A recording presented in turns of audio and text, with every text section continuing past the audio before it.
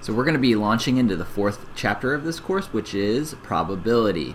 So in this first video, we're just going to get some basic definitions and work through some pretty straightforward, simple probability problems. So these shouldn't give you too much of a tough time, but again, it's good to get the foundation down first, because if we get the easy stuff down well, then the hard stuff isn't as bad.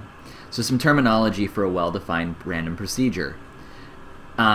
Event, any outcome of results or outcomes of a procedure.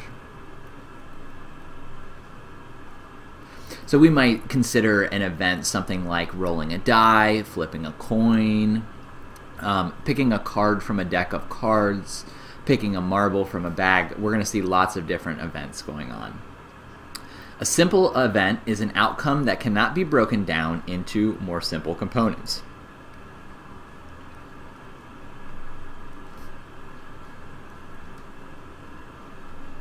And then a complete sample space for a procedure consists of all possible outcomes.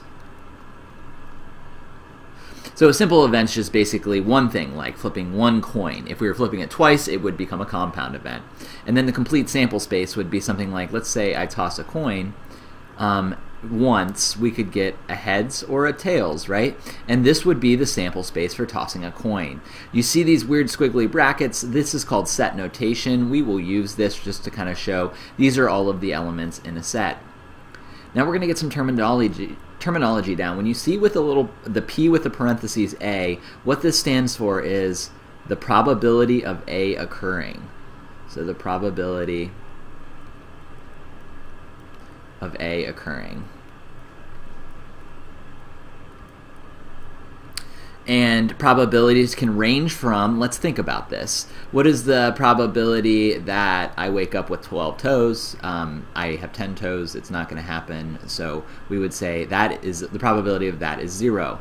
The probability that the sun will come up tomorrow, that's pretty certain to happen, so that would be 1. Now, you also could look at this as a percentage, so this could go from 0 to 100% if we were going to use percentages. If we were using decimals or fractions, we'd go with 0 to 1. The probability of an impossible event is 0, and the probability of an event that is certain to occur is 1. And finally, we can express probabilities in 3 ways. We could express it as a decimal, as a fraction, or as a percent. So you might see the probability of rain being written like this, right? But that is the same thing as this representation, or in a decimal, it would be this, right? We know that we can see probabilities in any of these forms, and we can interchange between them. If you're struggling with working between decimals, fractions, and percents, please send me an email, and I have some other videos I can get you that can help you with that.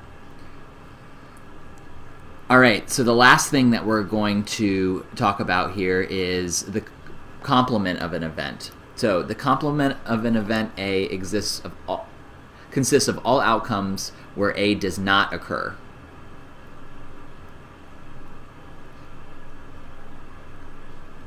So not A, okay?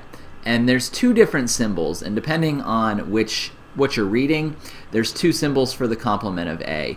You may see it, A with a line over it. Another way it could be written is A with a little apostrophe. So both of these mean not A. So let's think about a situation over here. So if I figure the probability, let's say I say the event A is rain today. And I open up my weather app and it tells me the probability of A occurring is, let's say it's a 30% chance of rain, or 0.3. Well, if it's a 30% chance of rain, what is the percent chance that it does not rain? So what is a complement? The opposite of that, or the chance that it doesn't rain, would be, well, if it's a 30% chance that it does, then there'd be a 70% chance, or 0.7 chance that it does not rain, correct? So again, it's the complement. So how do we calculate the probability of a complement?